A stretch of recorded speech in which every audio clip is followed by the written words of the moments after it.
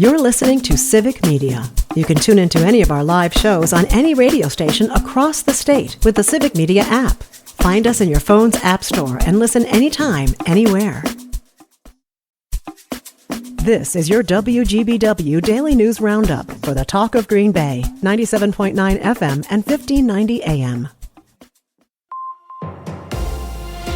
From the 97.9 WGBW newsroom, I'm Lisa Hale with this local news update. They're back to dropping. Here's Melissa Kay with a look at gas prices around the state. Average gas prices dropped 6.8 cents over the last week for an average of $2.98 on Tuesday. This is 4.1 cents higher than a month ago and over 17 cents per gallon lower than this time last year. The national average saw the lowest price for Labor Day weekend since 2020. And this caps off the most affordable summer at the pump since 2021, according to Gas Buddy officials. Motorists spent $11.3 billion less on gasoline compared to last year. Officials add that low gas prices aren't going anywhere anytime soon. It's possible the national average could dip to $2.99 a gallon this fall, as long as we avoid major hurricanes or other disruptions. In Green Bay, the average price for a gallon of gas is $2.99. In Appleton and Oshkosh, the average is around the $2.90 mark. In this area, Tuesday marks the start of school, and this year, 17 states and the District of Columbia are imposing new cell phone restrictions. Joanne Krulotz explains. In total, 35 states have passed laws or rules to limit student phone use in schools. Florida was the first state to pass a law limiting phones in classrooms in 2023, but the movement has spread rapidly. A few more states could still act this year. The push has been supported by Republicans and Democrats due to concerns about phones affecting mental health and learning. States have increasingly enacted full-day bans, also called bell-to-bell bans, although Georgia and Florida are only requiring such bell-to-bell bans for students in kindergarten through 8th grade. Another 7 states are banning the use of devices during class time, but not between classes or during lunch periods. In some cases, those laws don't take effect until next year, but districts are acting before the 2025-26 school year starts. Other states, particularly those with traditions of local school control, are mandating only that schools adopt some kind of cell phone policy. But in many cases, school districts in those states are also moving to restrict or ban cell phone use, even though the state does not require action. Locally, the Green Bay Area Public School District allows students to have cell phones, but they must be turned off and stored out of sight during instruction time. Starting this year, students in De Pere Public Schools will be required to place their cell phones in designated storage bins at the beginning of each class period. Good news if you like hitting the Farmers Market on Broadway on Wednesday evenings in Green Bay. The Farmers Market is extending September hours to 8 p.m. every Wednesday night, and a bonus market will be held October 1st from 3 until 8. The extension of hours in the bonus market are designed to help farmers recoup some of their sales due to weather cancellations this year. It can be very easy to be fooled by artificial intelligence. The Wisconsin Department of Agriculture, Trade, and Consumer Protection is warning residents to be wary of scams involving AI. Scammers have been using AI chatbots as part of their efforts to obtain personal information or money from potential victims. The ability of chatbots to simulate conversations allows the scammers to target more victims. Residents should be on the lookout for the usual signs of a potential scam, like the scammers creating a sense of urgency by threatening consequences for failing to provide personal information or payments. Coming off the Labor Day weekend, you might know that Wisconsin is a trailblazer when it comes to protecting workers' rights. But the pioneering spirit is now making a push toward on-the-job apprenticeships.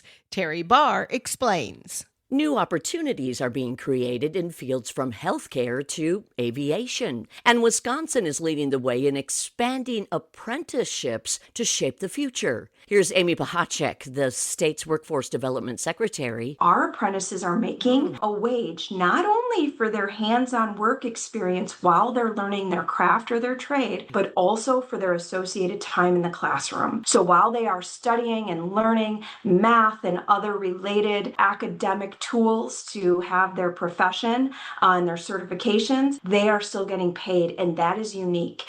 State officials are also preparing for challenges and opportunities artificial intelligence, or AI, is already presenting to the workforce. Find more information at dwd.wisconsin.gov.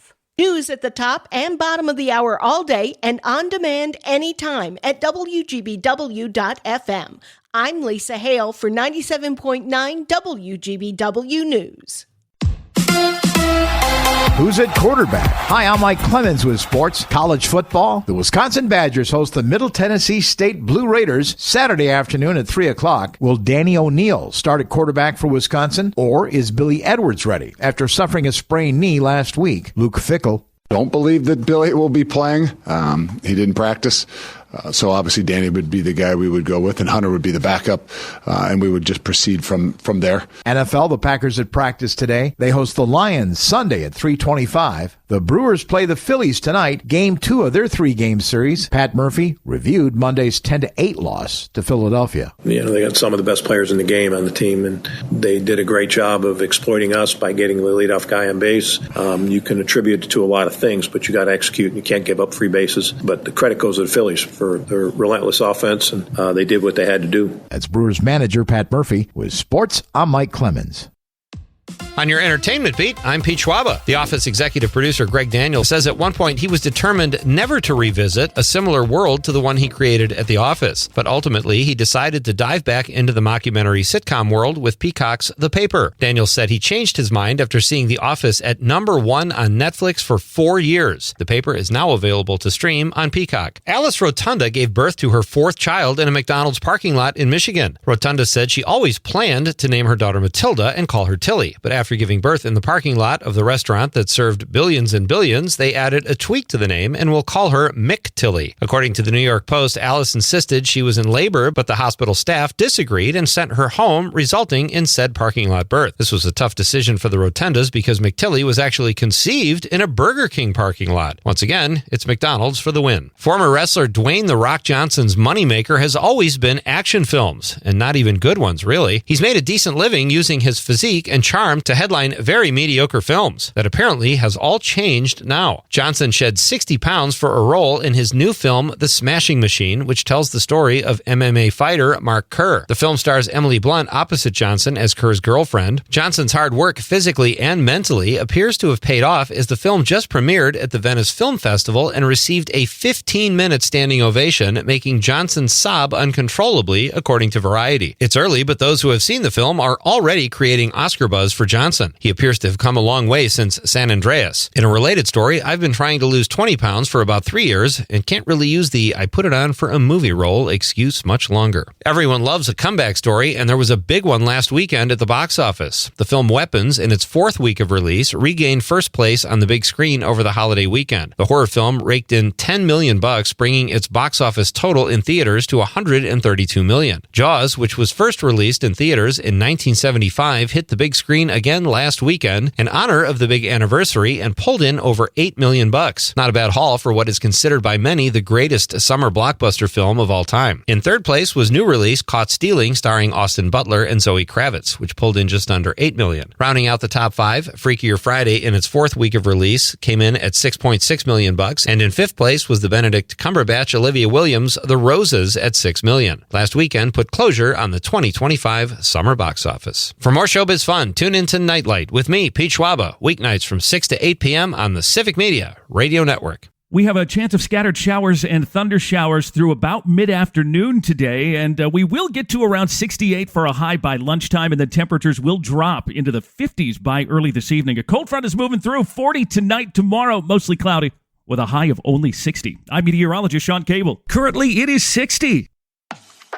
That's your WGBW Daily News Roundup from Civic Media. Subscribe to this podcast on Spotify, Apple, or wherever you find your podcasts. Find more news at WGBW.FM.